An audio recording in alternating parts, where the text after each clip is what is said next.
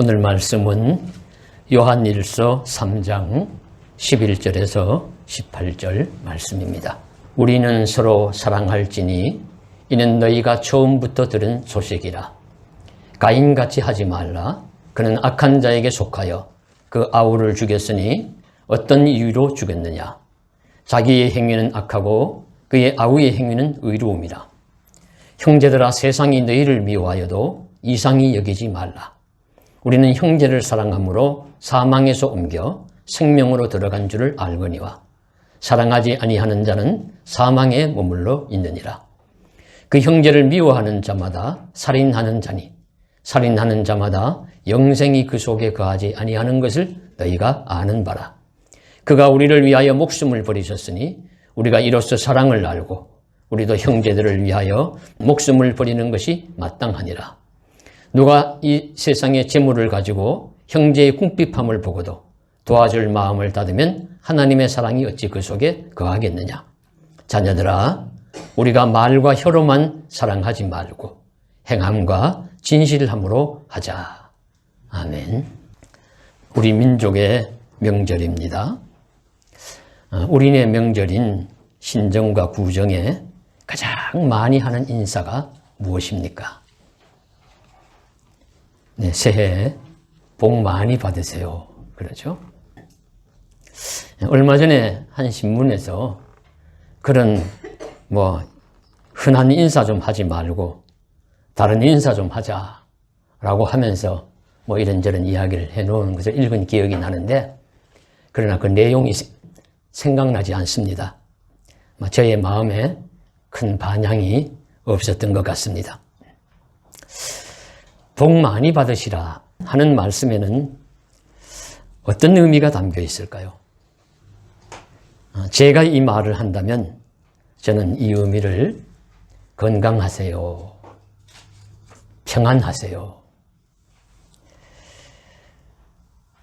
가족들 무고하시고 자녀들 각각 자신의 인생길 잘 걸어가시기를 바랍니다.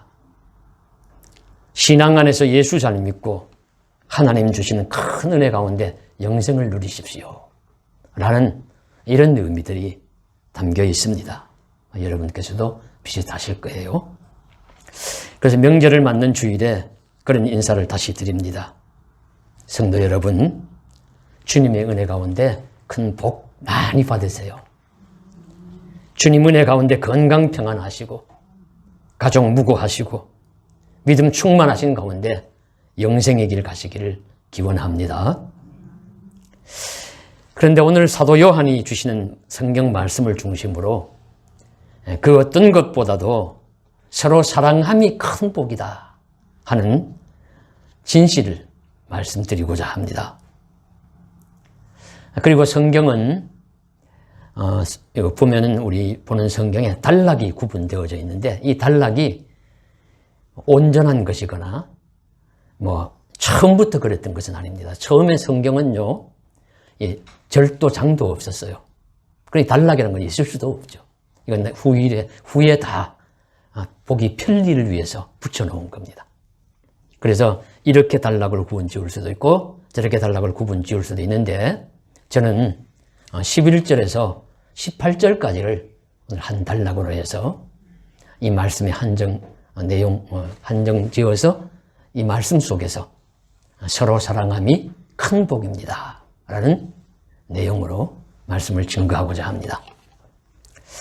오늘 본문 12절에 보시면 인류의 첫 조상의 한 가정이죠. 아담과 하와의 아들인 가인과 아벨의 이야기를 합니다. 그런데 매우 비극적인 이야기예요. 왜냐하면 형이 동생을 죽였다 하는 사건입니다. 그래서 창세기 4장을 읽어보면은 아담과 하와가 하나님의 말씀을 어김으로 벌을 받아서 낙원에서 에덴 동산에서 쫓겨납니다. 쫓겨나서 이제 세상에 나와서 아들을 낳았는데 가인을 낳고 아벨을 낳았죠. 또 다른 아들들을 많이 낳았는지 어쩐지는 잘 모르겠어요. 하여튼 분명한 것은 이 형제를 낳았습니다. 이 형제를 낳아서 이 형제들이 장성해서 형은 농사를 짓는 자가 되었고 동생은 양을 치고 숫대를 먹이는 목자가 되었습니다. 그런데 이들이 각자 때가 되니까 하나님께 제사를 드리는데 형인 가인은 농사를 짓는 자니까 우리 농산물로 곡식으로 하나님께 제사를 드렸고 동생은 양을 치는 목자이니까 양의 첫 새끼와 그 기름으로 제사를 드렸는데 하나님이 동생의 제물은 받으시는데 형의 제물을 받지 않으시는 거예요. 문제가 일어났습니다. 그래서 가인의 안색이 싹 변해요. 하나님이 너 왜 안색이 변하느냐. 그러시면서 이제 책망을 하시기를 너는 악을 행하지 말고 선을 행하라 하시면서 그렇게 충고를 하십니다. 그런데도 이 가인은 그 말씀을 새겨 듣지 않고 미움과 악을 품고 있다가 어느 날 동생을 죽이고 맙니다. 악을 범하는 것이죠. 그래서 이 사건이 일어났다는 것을 오늘 말씀하시고 있는데 이 가인과 아벨의 이 죽임과 죽임을 당하는 이 사건, 하나님이 제물을 받으시고 받지 않으시는 이 사건을 여러 가지 해석들이 있습니다. 그 중에 한 두 가지만 보시면은 하나는 제물에 대한 것입니다. 그러니까 가인이 제물을 드렸다고 할 때는 정성이 들어가지 않아요. 자기의 곡식으로 제물을 드렸다는 말씀이 나오니까 가인은 대충 드린 거야. 그러나 아벨은 양의 첫 새끼와 그 기름으로 드렸으니까 이건 첫 것은 하나님 앞에 온전하게 드린다는 의미고 대표성을 가지고 천부를 드린다는 의미로서 이건 진심이 들어있고 정성이 들어있는 제물이기 때문에 하나님이 받으신 것이다. 이렇게 해석을 하나 합니다. 그래서 이 해석이 주시는 메시지는 우리가 하나님 앞에 예물을 드릴 때 마음과 정성과 힘을 다해서 정성으로 드려라 하는 그런 메시지를 주신다. 그렇게 봤죠. 그리고 또 하나의 해석은 그런 제물의 문제라기보다 이것은 사람에 대한 문제로서 이미 하나님께서 이 말씀이 기록된 것은 이스라엘 백성들이 기록한 것이니까 유대인의 감정이 이 말씀 속에 녹아 있다고 보는 것입니다. 그러니까 이 유대인 이스라엘은 유목민족이에요. 양을 치는. 그런데 이들이 이후에 가나안 땅에 들어가서 살아가는 가나안 민족은 농경민족입니다. 그러니까 아벨은 유목민족을 대표하는 이스라엘 민족을 대표하는 사람이고 가인은 저 가나안 땅을 대표하는 농경민족을 대표하는 사람인데 하나님은 유목민족인 이스라엘 백성을 사랑하시고 좋아하셔서 아벨의 제사를 받으신 것이다. 그렇게 해석을 하고 이 이스라엘 백성은 저 농경민족들에게 핍박을 받아서 죽임도 당하고 그렇게 한다 하는 것이 이 말씀 속에 녹아있다. 이렇게 이제 해석을 하기도 합니다.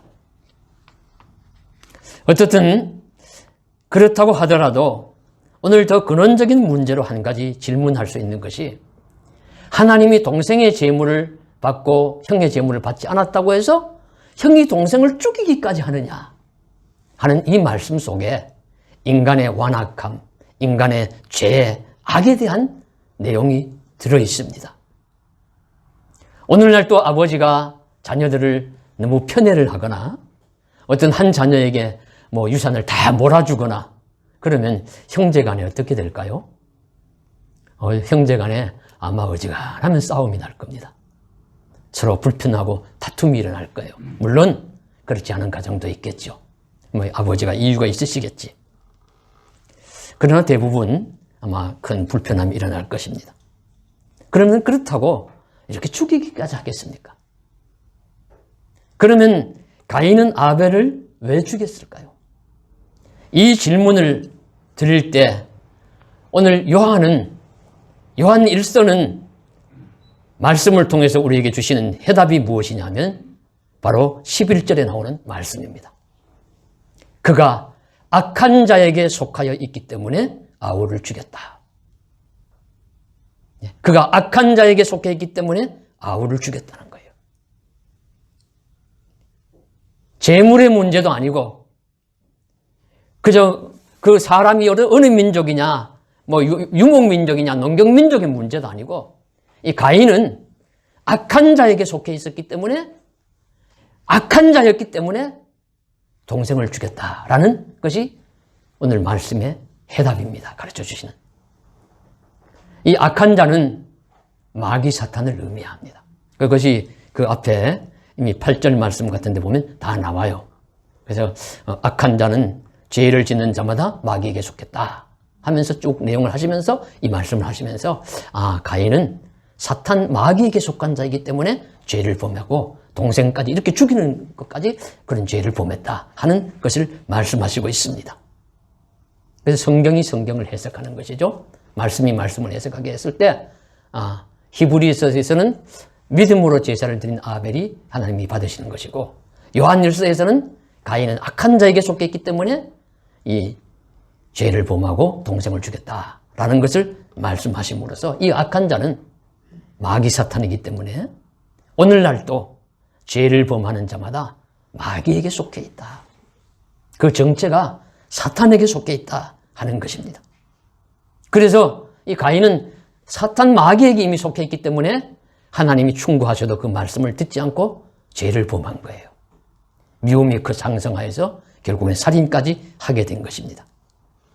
그래서 오늘 말씀의 첫 부분은 우리는 악한 자에게 속하지 말고 마귀 사탄에게 속하지 말고 하나님께 속한 자가 되어 늘 깨어 기도하고 성령의 인도하심 아래 있고 주 예수를 믿음으로 악한 마귀에게 소속되지 않고 하나님께 소속된 자가 되기를 주님의 이름으로 간절히 소원합니다. 그런데 이 사건은 가족 간에 일어난 사건이에요. 가족 사건입니다. 그런 점에서 이런 일이 일어난 가족은 불행한 것이죠. 형이 동생을 죽였으니까. 세상에 피할 수 없는 천재지변이라든가 사고가 일어나서 어려움을 당해도 가정이 고통스러운데 가족 간에 이런 일들이 일어나면 그 가정은 불행한 가정이에요. 고통스러운 가정입니다. 그래서 주시는 말씀은 마귀에게 속한 자가 있으면 그 가정도 당사자도 불행할 뿐만 아니라 가정도 불행하고 마귀에게 속한 성도가 있으면 그 교회도 불행하다 하는 것입니다. 마귀는 가족들이나 성도 간에 서로 잘 지내는 것을 보지를 못해요. 그것을 아주 보지를 못하는 존재입니다. 어떻게 하든지 꿰어가지고 싸우게 하고 질시하게 하고 고통스럽게 하고 분란을 일으키고 괴롭게 하는 것입니다. 이 마귀가 하는 일이에요. 지금 국민일보의 역경의 열매에는 김의식 목사님이라는 분의 이야기가 나오고 있습니다. 이분은 지금 치유하는 교회에 담임 목사인데 이분이 제일 처음에 그 교회에 갔을 때 이야기를 지금 지난 주간에 이렇게 하는 것을 보았어요. 그분이 지금은 그 교회가 평안하고 원래부터 큰 교회였습니다만 그렇지만은 처음 갔을 때는 참 분란이 많고 어려웠어요. 그래서 그분이 하는 이야기가 본인이 처음 목회를 배울 때 서울의 노량진 교회에서 목회를 배우고 교육 전수를 하고 했는데 그때는 교회 안에 착한 형제들만 사랑의 사람들만이 가득한 줄 알았다. 그래요. 그래서 그 교회는 사랑이 많고 서로 평안한 그런 교회였던 것 같습니다. 그러다가 미국 유학 가서 시카고 한인연합장로교회에 갔는데 그 교회에 가서는 교회 안에 사랑만 가득한 것이 아니라 원수도 있는 것을 알았다. 그래요. 그 교회는 막 공격하고 그런 분도 계셨던 것 같습니다. 그러다가 이 교회가 지금 전에 이름은 화곡동 교회인데 저도 그 근처에서 목회를 했기 때문에 그 교회에 대한 내력을 좀 압니다만은 그 교회 그 당시에 오니까 교회 안에는 사랑하는 자만 있는 것도 아니고 원수만 있는 것도 아니고 마귀가 득실거리더라. 마귀가 득실거리는 것이더라. 그만큼 만났다 하면 싸우고 만났다 하면 서로 고통 주고 만났다 하면 난리를 치고 하는 그런 이제 그 경우에 접어들었다는 것이죠. 주일마다 은혜로워야 할 교회 안에 욕설과 싸움과 전쟁이 일어나는 것입니다. 그러니까 그 사실을 두고서 이건 마귀의 조종을 받는다. 이처럼 교회도 가정도 서로 연합하고 돕고 사랑이 가득하면 사랑의 형제들이 모인 행복한 곳이 될 수도 있고요. 만일에 그렇지 못하고 미움과 원망이 생기고 서로 질시하고 싸우기 시작하면 원수가 모인 곳이 될 수도 있습니다. 그것을 넘어서서 교인들끼리 형제들끼리 죽이려고까지 난리를 치면 마귀가 득실거린 것이 될 수도 있습니다. 그러니 가족이나 교회에 성도가 원수가 되고 마귀처럼 가족이 되는 것은 행복한 것이 아닙니다. 말할 것도 없이 한량없이 불행한 것이죠. 이건 더 말하면 입 아파요. 그러니 우리는 서로 사랑하고 화목하는 가정과 교회가 되기를 위해서 기도해야 합니다. 마귀에 틈타지 못하고 마귀에 소속되지 말고 하나님께 소속된 예수님 앞에 소속된 사람이 되어서 서로 사랑하고 서로 돕는 형제자매가 되어야 될 수 있을 줄로 믿습니다. 그래서 오늘 말씀에 가인같이 하지 말라 그런 거예요. 가인같이 하지 말라. 그리고 그 시작은 미움에서 시작이 됩니다.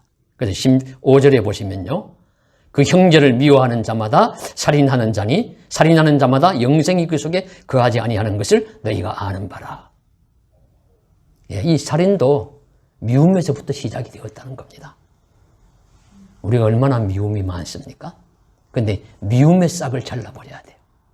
미움이 들어올 때, 아예 애초부터 미움이 들어올 때 미움의 근원을 잘라버려야 합니다. 그래야 더 확산되지 않아요. 그래서 미움의 영의 지배를 받지 않고 미움의 영은 떠나가고 미움의 싹은 잘라지기를 원합니다. 사랑의 영이 자라고 사랑의 영이 우리를 지배할 수 있기를 간절히 소망합니다. 그래서 오늘 요한은 이 태초의 가정 이야기를 하면서 진정으로 하고 싶은 말은 무엇이냐? 가인같이 하지 말고 우리는 서로 사랑할지니. 11절 오늘 말씀 시작하면서 우리는 서로 사랑할지니 그렇게 말씀하시고 있습니다. 우리는 하나님께 속한 자들이니까 예수님께 속한 자들이니까 우리는 서로 사랑해야 합니다. 사랑하는 것이 마땅합니다. 그래서 오늘 말씀을 자세히 보시면요. 우리는 이라는 말이 무려 6번 나오고 제가 세어봤습니다. 그리고 형제라는 말이 5번 나와요. 그리고 제일 마지막에 자녀들아 할 때 이 자녀들도 형제들을 가르치는 말입니다. 그러니까 우리는 형제들 하는 말이 총 12번 나와요. 이 짧은 한 단락 안에. 그러니까 우리는 형제들은 누굽니까? 세상의 형제들일 있고 가족들일 수도 있고 주 안에서 예수님 피로 맺어진 형제 자매 가족들을 우리라고 하고 형제들이라고 의미하는 것입니다. 이런 사람들은 서로 사랑하는 것이 마땅하도다. 우리는 서로 사랑할지니 그래야 삶이 행복하고 믿음의 길도 행복하다. 우리들에게 가르쳐 주시고 있습니다. 우리는 이 말씀을 마음에 꼭 담아야 합니다. 우리의 정체성은 사랑하는 형제들입니다. 우리는 형제를 사랑함으로 사망에서 생명으로 옮겨간 자들입니다. 이제 형제를 사랑함으로 영생이 우리 안에 거합니다. 이와 같이 형제 사랑을 우리가 하게 되고 알게 된 것은 예수님이 우리를 먼저 사랑하셨기 때문입니다. 얼마나 깊이 사랑하셨느냐. 자기 목숨을 대속물로 주시기까지 사랑하셨습니다. 그 사랑을 받아서 우리도 형제를 목숨을 주기까지 사랑해야 한다고 오늘 말씀하시고 있고 그러므로 우리는 그 사랑은 말과 혀로만 사랑하는 것이 아니라 행함과 진실함으로 해야 된다고 가르쳐 주시고 있습니다. 그래서 오늘 우리는 서로 사랑에 대해서 주목하고자 합니다. 서로 사랑이어야 합니다. 일방적인 사랑도 아니고 짝사랑도 아니고 한편 양편에서 오는 함께하는 사랑입니다. 서로 사랑입니다. 이 서로 사랑은 첫째는 하나님과 우리 사이에도 서로 사랑해야 돼요. 예수님과 나 사이에도 서로 사랑해야 합니다. 그래서 구약성경을 정리를 할 때 이렇게 정리할 수 있습니다. 구약성경, 신약성경은 하나님이 우리를 사랑하시는 것을 증거하는 책이다. 그거 보여주시는 겁니다. 하나님이 우리를 사랑하신다.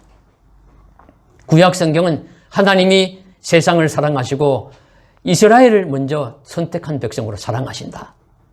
그러니 이스라엘도 하나님을 사랑해라. 하나님이 목자같이 아주 마음이 넓고 사랑이 많은 남편같이 그렇게 사랑을 하니까 양이 된 이스라엘이여, 아내 된 이스라엘이여, 하나님을 사랑하라고 선지자들이 피 터지도록 외친 것입니다. 그런데 실패했어요. 하나님은 사랑하시지만 이스라엘은 하나님을 사랑하지 못합니다. 도망가고 배반하고 원망하고 불평하고 의심하고, 그래서 하나님이 신약시대에 와서 예수님을 이 세상에 보내주신 거예요. 그러면 내가 보이지 않는 모습이 아니라 보이는 모습으로 나와서 너희를 사랑하겠다. 너희를 사랑한다는 것을 내가 보여주겠다. 그렇게 세상에 오셔서 그 사랑을 보여주신 겁니다. 보여주시면서 주님이 요구하시는 것이 또 무엇이냐면 너희도 나를 사랑해라. 그리고 신약시대에 오면 이스라엘만이 아니라 온 세상에 누구든지 다 사랑한다. 그러니 사랑을 받은 자, 사랑을 알고 나를 사랑하라고 가르쳐 주시고요. 그 사랑하는 자가 바로 예수 믿는 자입니다. 주님을 믿는 자들입니다. 그래서 이 내용에 대해서 아주 대표적으로 알려주시는 말씀이 요한복음 21장에 나오는 예수님이 베드로를 만나는 사건에서 나오죠. 유명한 이야기죠. 디베랴 바닷가에서 부활하신 예수님이 몇 제자를 만나시고 그 다음에 베드로를 지목하셔서 3번 질문을 하십니다. 내가 나를 사랑하느냐? 베드로야, 요한의 아들 시몬아, 내가 이 사람들보다 나를 더 사랑하느냐? 요한의 아들 시몬아, 내가 나를 사랑하느냐? 요한의 아들 시몬아, 내가 나를 사랑하느냐? 3번이나 물어요. 왜 묻습니까? 이 질문 배경에는 나는 너를 사랑한다는 말씀이 녹아 있습니다. 나는 너를 사랑하는데 너는 나를 사랑하느냐? 그 베드로가 얼마 전에 주님 사랑하니까 절대로 주님 배반하지 않겠습니다. 다른 사람들 다 버려도 나는 주님을 버리지 않겠습니다. 라고 장담을 했었는데 주님이 그 대제사장의 그 사람들에게 붙잡히고 가니까 베드로가 도망을 가지요. 도망을 갔다가 멀리 따라가서 불 곁에 가서 째면서 예수님 어떻게 되는가 살펴보다가 옆에 있는 사람들이 너도 예수와 한패다. 너도 그 사람과 함께 있었다니까 나는 모르고 난 모르는 사람이요. 그딴 사람 내가 어떻게 알겠어 하면서 부정을 했어요. 그래서 이제 베드로가 통곡했지요. 그런 이제 상처와 그 아픔을 베드로가 지금 가지고 있습니다. 그런 베드로를 주님은 사랑을 회복시켜 주시기를 원해요. 말로 표현을 하면서 주님을 사랑한다는 것을 표현하는 것을 고백하기를 원하시고 그리고 그 이후로 그 고백한 대로 살아가기를 원하시는 것입니다. 그래서 이 베드로에게 내가 나를 사랑하느냐 물어지니까 이 베드로가 내가 주를 사랑하는 줄 주께서 아시나이다. 주께서 아시나이다. 이 3번 사랑의 고백을 합니다. 물론 원어로 보면 주님은 아가페라는 끝이 없는 사랑으로 물으셨지만 베드로는 필리아, 필로스라는 말로 대답을 하지만은 어떻든지 사랑 표현을 하고 사랑 고백을 받아내세요. 이 말씀이 무엇이냐면 우리에게 사랑 고백하고 너희도 나를 사랑해라 그런 뜻입니다. 하나님이 우리를 사랑하신 것 같이 우리도 주님을 사랑해야 합니다. 서로 사랑입니다. 이것이 중요합니다. 일평생 숙제지요. 주님은 우리를 사랑하십니다. 우리도 주님을 사랑해야 합니다. 하나님을 사랑해야 합니다. 배반한 제자라도 다시 주님을 사랑할 수 있도록 사랑을 회복할 수 있도록 길을 열어주시고 부르시고 물으시는 주님이 오늘날 우리들에게도 물으실 겁니다. 내가 나를 사랑하느냐? 제가 주를 사랑하는 줄 주께서 아십니다. 최소한의 대답이라도 할 수 있어야 합니다. 쉽지 않습니다. 하나님 사랑하는 거 쉽지 않습니다. 이 길을 잘 걸어갈 수 있는 저와 여러분 되시기를 간절히 소망합니다. 그 다음 둘째는 사람 사이의 사랑입니다. 사람 사이의 서로 사랑. 그래서 성경 말씀은 교회에 주시는 말씀이기 때문에 오늘 말씀도 우리 형제 할 때는 믿는 성도들을 많이 배경에 뜻의 의미에 담고 있어요. 세상의 부모 형제 물론이고요. 거기에 또 믿음으로 한 형제 자매된 분들에게 말씀하시는 것이 바로 서로 사랑입니다. 그래서 요한복음 13장 34절에 새 계명을 주노니 너희는 서로 사랑하라. 새 계명이라고 해서 무슨 특별한 계명인가 봤는데 역시 그냥 서로 사랑하라는 말씀이었어요. 그것이 주님이 주신 새 계명입니다. 짝사랑은 온전하지 못하고 일방적인 것은 온전하지 못합니다. 서로 사랑해야 합니다. 구약 성경에 서로 사랑하는 아름다운 이야기 중에 하나가 룻기입니다. 룻기. 룻의 이야기죠. 여러분 참 사람 관계 속에 어려운 것 중에 하나가 고부간의 사랑이라고 보여져요. 고부간의 사랑이 참 어려운 것 같습니다. 오죽하면은 제가 이건 직접 어떤 집사님께 한번 들은 기억이 나는데 그 집사님의 시어머님이 시댁이 반포에 살고 있는데 본인은 반포대교 근처만 가면 가슴이 떨려서 운전을 못한다. 그런 얘기를 하시더라고요. 뭐 그런 분도 있습니다. 영원한 숙제죠. 그런데 이 룻기의 이야기는 시어머니와 며느리가 그렇게 사랑한다는 이야기예요. 잘 아시지 않습니까? 먼 나라 모압으로 남편과 아들 둘 데리고 고향 베들레헴이 흉년이 나서 갔다가 남편 죽고 아들 둘 다 죽었어요. 그러니까 이 세 여인이 있다가 이 시어머니 나오미가 고향으로 돌아오려고 하면서 이제 두 며느리에게 너희는 이곳에서 너희 족속들과 살아라. 그렇게 했는데도 한 며느리인 룻은 귀엽고 같이 가겠다고 고집을 하고 따라옵니다. 어머니 가시는 곳에 나도 가고 어머니의 하나님이 나의 하나님이 되고 어머니 죽으시는 곳에 나도 죽어. 어머니 사랑하는 사람이 나도 사랑하는 사람이고 하면서 따라와요. 따라와서는 빈털터리 빈손으로 왔으니까 살아갈 길이 막막하니까 그저 나무집에 일하는 곳에 가서 뒤에 따라다니면서 이삭을 주워가지고 와서 끼니를 때우고 어머니를 봉양을 합니다. 이만하면 며느리의 시어머니 사랑은 충분히 보여주었죠. 그러면 시어머니는 어떻게 합니까? 시어머니는 그 젊은 며느리가 결혼을 잘 할 수 있도록 도와줘요. 보면은 조언을 해주고 그리고 결혼하고 난 다음에 정말로 기뻐하고 축하해주고 합니다. 축복합니다. 그래서 이 시어머니와 며느리의 아름다운 사랑 이야기를 전해주고 그래서 이들이 다윗 가문의 조상이다 가르쳐 주시고 그리고 이들이 축복받아서 이 후손이 다윗 가문을 이루었다 하는 말씀을 성경에서 기록하고 있습니다. 서로 사랑하는 아름다운 이야기와 그 결과를 말씀해 주시는 거예요. 김병년 목사님이라는 분이 이야기를 하나 읽었습니다. 감동적으로 읽었는데요.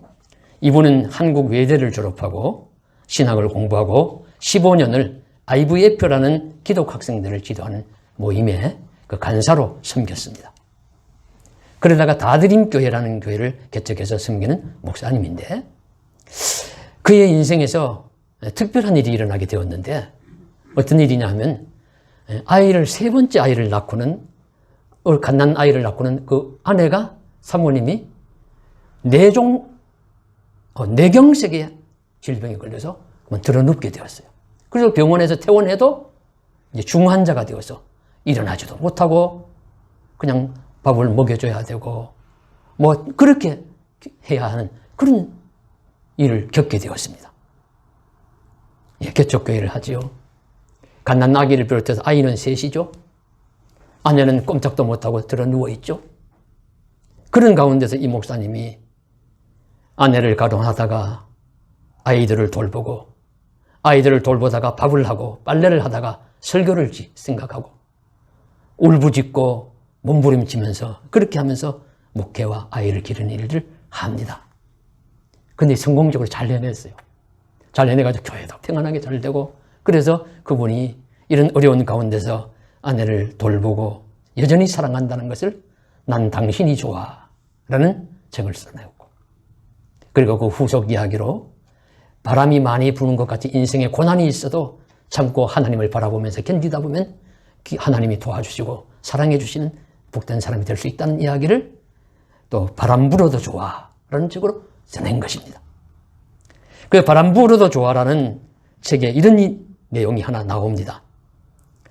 반응 없이 누워만 있는 아내를 어떻게 하든 일으키려고 애쓰며 기도를 계속하며 서너 해가 지난 어느 날 주님의 응답처럼 떠오르는 말이 내 아내는 낫지 않는다 병년아 인생의 거친 파도를 타며 나만 바라보아라.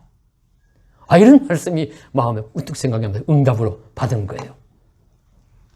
본인은 이야기합니다. 억눌렸던 눈물이 터져 나왔다. 받아들이고 싶지 않은 응답이었다. 뒤집힌 배 안에서 숨쉬는 것을 배워야 했고 풍비박산 난 것 같은 삶을 추스리면서 살아야 했다. 아이들을 키우면서 움직이지 못하는 아내를 돌보면서 문득문득 거센 분노가 치솟을 때가 있었다.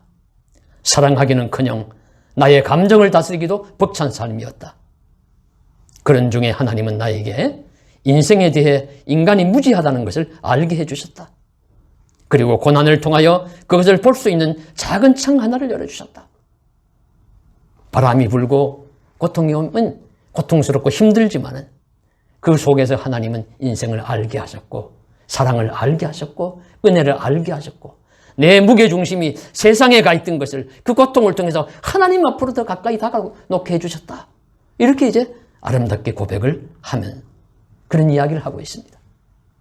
참 읽으면서 마음이 많이 감동적이었어요. 같은 목사이기도 하고.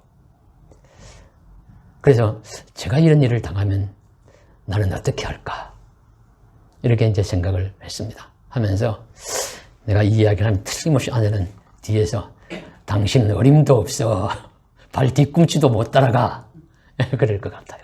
인정합니다. 인정하지만 제가 이 이야기를 읽고 난 그날 저녁에 집에 갔는데 아내가 잔소리를 좀 하는데 제가 아무 말도 안 했습니다. 예. 아이고, 그렇게 살아가는 사람들인데 이 정도쯤이야 뭐. 예. 뭐 요지는 무슨 뜻이냐 하면 서로 사랑입니다. 남편도 아내도 서로 사랑하고 형제 사이도 서로 사랑하고 성도 간에도 서로 사랑해야 합니다. 가족 간에도 서로 사랑이 있어야 합니다. 서로 사랑하는 것이 진실로 복입니다. 마른 떡 한 조각만 있고도 화목하는 것이 제육이 집에 가득하고도 다투는 것보다 나으니라. 잠언 17장 1절에 말씀하시는 것과 같이 사랑과 화목은 하나님이 주시는 복이요 선물입니다.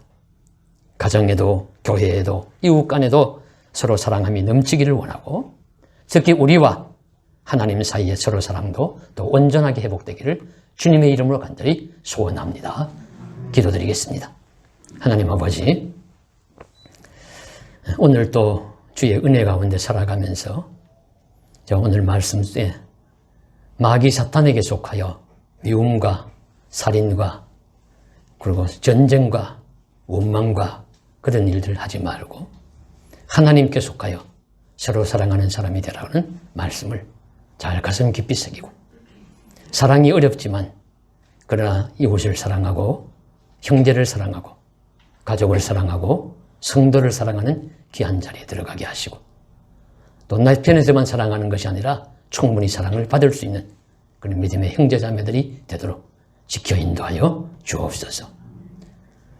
물론 많은 것을 가지고도 사랑하는 것은 더 좋겠습니다만 그러나 마른 떡 한 조각만 있어도 많은 것이 풍부하고도 서로 미워하고 원망하고 전쟁하는 것보다 훨씬 낫다고 하시는 말씀처럼 그저 많이 가졌든지 적게 가졌든지 너무 그거 재지 말고 서로 사랑함으로 많은 것을 극복할 수 있는 믿음과 사랑의 가족들이 되도록 지켜 인도하여 주옵소서. 주 예수님 이름 받들어 간절히 기도드리옵나이다. 아멘.